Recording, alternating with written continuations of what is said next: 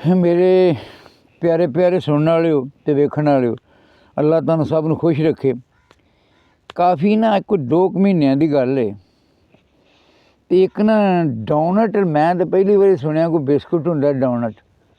तो साडे जाई सन, वो गए तो उन्होंने डोनट उन्होंने फड़िया सी, तो वो ना सारे लख दी डोनट। शौकत सुनी नज़म दा है?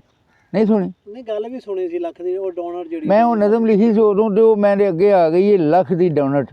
वो लख दी डोनट, शाह तू ही सुन ला यार, लख दी डोनट ये चंगी है नज़म।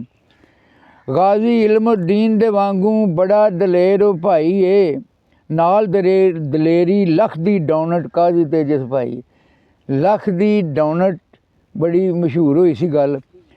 गाजी इल्मुद्दीन दे वांगू बड़ा दलेर ओ भाई है, नाल दलेरी लख दी डोनट काजी ते जिस पाई है। जज्जां ते जरनैलां रल के मुल्क दा भट्ठा बहाया है, सारे जग दियां फटकारां दा टोकरा सिर ते चाया है।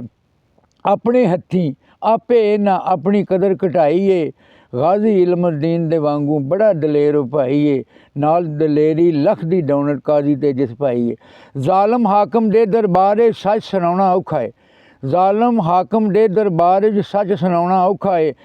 मुनसिफ बेईमान दे उत्ते डोनट पाउणा औखा है, जालम ते बेईमान दी इन्हें ला के हथ फड़ाई है।